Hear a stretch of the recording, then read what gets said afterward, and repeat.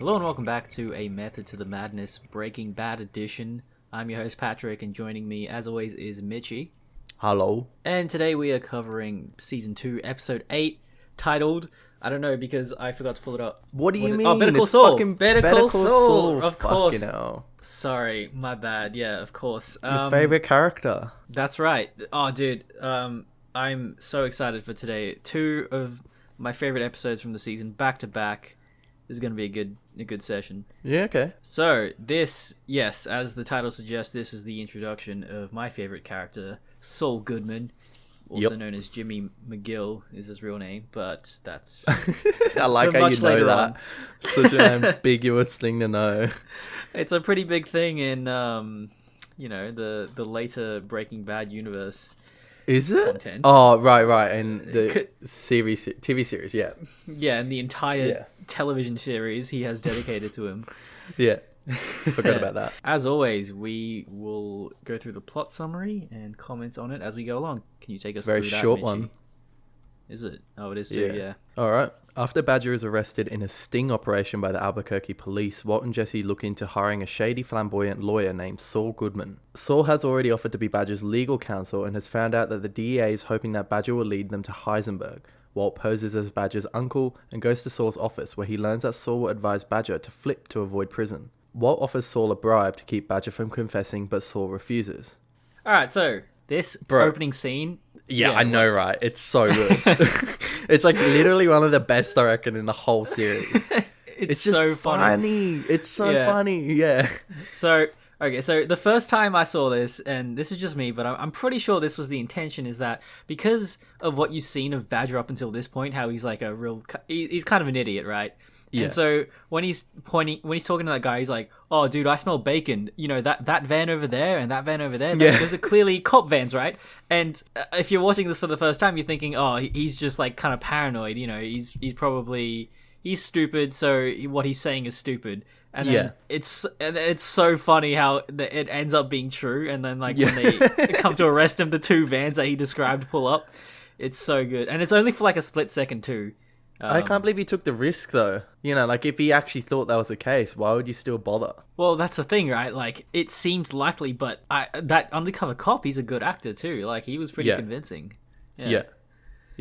But yeah, like, it was just so funny, because, like, you know, not in a million years would I have ever thought, like, oh yeah, Badger is actually onto something when he actually is. Yeah, and not only that, the cop, he's just not your stereotypical looking guy, eh? Like, the skinniest, like, runt. Like, you know, why would you expect him to be a cop? And then he just pulls a handgun out of his fucking chute, and then, it's just good. Which also is, has a great use with the introduction of Saul.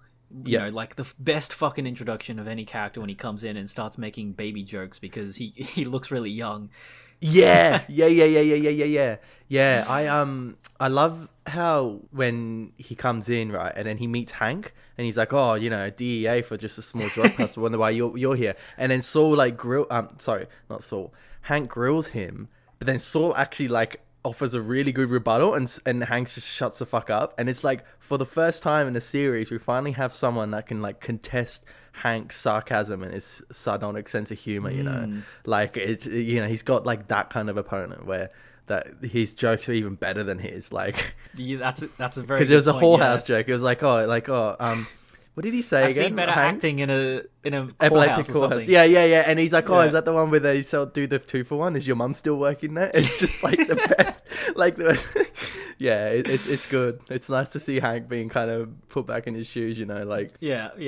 So, and you know, like it immediately establishes that Saul is as sort of, you know, flippant and flamboyant as he is. He's a force to be reckoned with. You know, he knows his shit. Yeah. Like Jesse said, we need a criminal lawyer, not a criminal lawyer. Right, which is like such a good wordage. Like the concept of a criminal lawyer, like, you know, not a lawyer who picks up criminal clients, which is also what he does, but like someone who is actually kind of a criminal themselves. But not actually. You know, like he's criminal in the way that, in like how corrupt he is in his morals, but he isn't legally criminal. a criminal, which is, What? and that's something. What? He launders so much money for himself. Yeah, but I thought he does it legally because he No, has this. laundering money is automatically illegal. That's not a possible thing. Okay, well, I feel like that contradicts his like pedanticness for doing things like having Walter and Jesse put $1 in his pocket to make them his clients and shit. Yeah, but Like, why would he's he do that? definitely a criminal. Like yeah, sure. I mean, but like the fact that he's aiding them in getting out of a crime is automatically already a crime because you're assisting these criminals. And like he's taking cash money, which he launders, of course, to get away with it, but it's still cash money that he's taking without it being properly taxed. Like, because he has that laundry business, right, or whatever, the toenail fucking polishing business. I can't remember what it is, and yeah, like if the money goes through that business, but the business didn't actually make the money, and you're laundering it, then that's automatically breaking the law. So he's certainly a criminal. He can easily go to jail for a long time for tax evasion. Okay. But yeah. But obviously, he doesn't actually commit very like crimes like murder and shit like that. Yeah. Okay. Well, I guess that makes sense. Yeah. Okay. So, jumping lanes a bit. We see at the beginning of this episode that Walter and Skylar, they kind of they kiss and they seem to be amicable again. Which is I feel like that's a very real thing. When you have like she's just kind of accepted that Walt has this like other thing that he's not telling her, and that's the kind of thing when relationships between people who are close, when you have arguments, you kind of shelve arguments and like kind of resolve them and just leave them to a later date and just get on with your lives. And that's kind of what's happening here, Yeah. And I don't think it's in the thing about Hank, but Hank has his he's like, isn't this the one where he kind of in bed and Walt has to help him out? Yes. And how good is that? Like, Hank's kind of really, like he tries to maintain like, oh, like I'm sick, it's nothing wrong with me. And then everyone just sees right through it. Like, obviously he's fucked up from what he saw in Mexico. So like, and Walt actually gives him like a motivational speech, and Hank is kind of like, oh shit, like, he's not quite what I expected, like a real nerdy chemist or something like that. He can actually say things that mean something to me, like, I quite like that. Yeah, I really like Hank trying to keep up his machismo. Yeah. And you can just see it's like falling apart. It's really good acting from Dean Norris, which is weird how he hasn't gotten more roles. That I sent you that fucking thing the other day of like he appeared in this comedy show called Superstore, and I was like, what the fuck? What is Dean Norris doing in this like C grade television show? The bigger question is, why were you watching that? It's a good show, man. I watch it while I eat. C grade. Right, Yeah, okay. That is exactly what I want when I don't want to be intellectually, philosophically engaged in a TV show while I eat my burrito. Yeah, but there's just better shit than that though, surely. Oh yeah, absolutely. Mate. Anyway, let's move on. No, wait, sorry. He Hank references Apocalypse Now. Where He like, says, I'm like, it's like Colonel fucking what's his name in the jungle up there. Yeah.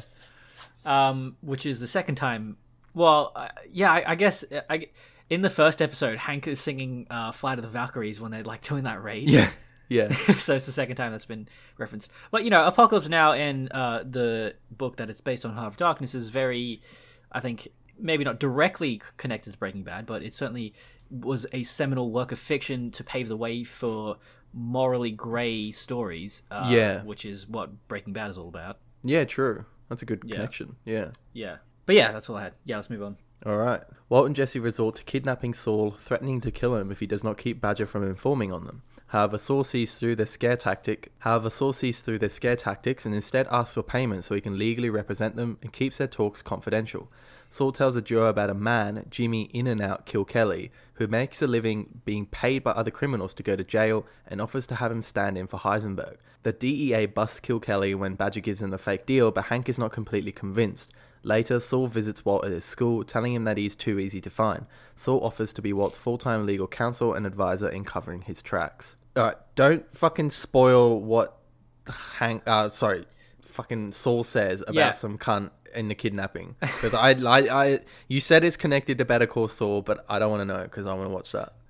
I forgot to preface at the beginning of this episode that I would have to navigate talking about this very carefully for your sake, because you don't want to be spoiled about Better Call Saul. Yeah.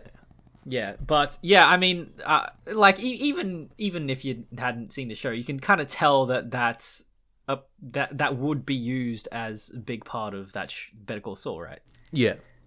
Yeah. Sure. So but yeah, then I mean, it's not a spoiler because he says the names in the thing. But Ignacio and Lalo are the names he uses, which obviously. Yeah, but I have no idea what the context is though, and what's going on with these two. I won't say any of the context. I'll just say the names. But yeah, yeah, it connects and it's good. Anyway, so when Jesse and Walt go to Saul's place, they flip another coin to see who's gonna do it, and then again Walt ends up having to do it. Yeah. So bad luck. Bad luck on his part. I fucking love this bit when he's like, he shuts down for the day, and then his secretary's leaving, and then he's like, "Hey, Francesca, why don't I follow you home?" It's so creepy. Like, I know, right? And it's not like she's not even good looking. Like, I don't know. Yeah. And then yeah. That's why he's my favorite character, man. Just great characterization. Oh, dude, it's just everything he says is so funny. Like, it's gold. I don't think it is literally comedy gold. Like everything. Like when he's talking about like the origin of his name, he's like, "Oh, the Jew thing I just do for the homeboys," and then goes on this, and it says another sentence. And it just keeps coming out, and you're like, "Holy shit!" Like it's like he's a stand-up comedian or something. Like it's so good. I think he was doing SNL skits prior to Breaking Bad. Bob Odenkirk. Yeah. Interesting. Yeah. Yeah. I wonder if it's scripted or not. Yeah, I don't. That's a good question. I've never thought to look Imagine into if it wasn't. That'd be fucking crazy. I mean, all the more reason to fucking give him his own show, man. It's, so good. Yeah. All right. Can we talk about Jimmy Kill Kelly? Yeah. What about him? Like, what the fuck is this concept that you could just pay someone to go to jail for you? It's so fucking stupid.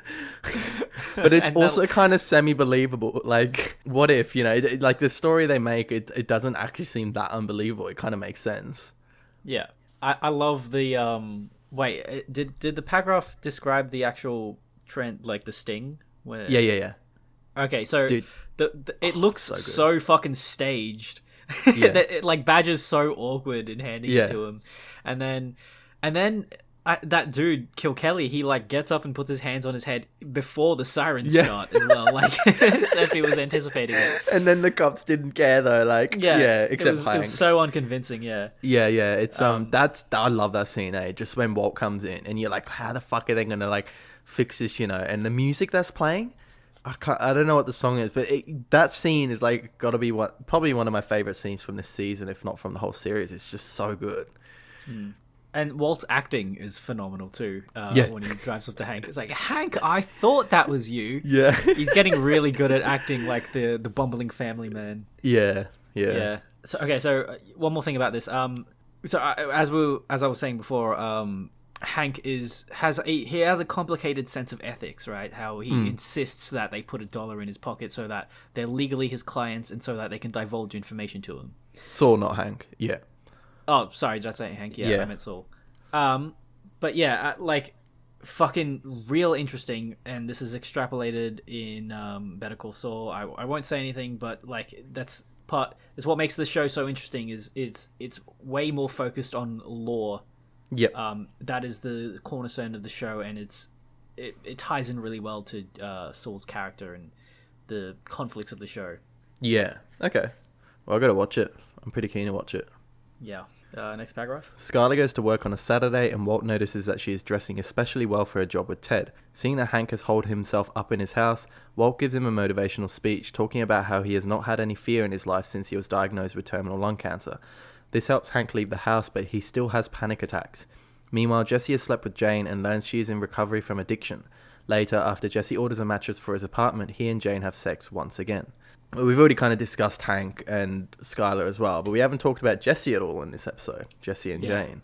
Evidently, their relationship is flourishing in some sort of way. Mm-hmm. And what do you think of this relationship? Yeah, I mean, like, there's no sense of time in this TV series. like there is a bit, but like honestly, like I have no idea how long everything takes in this.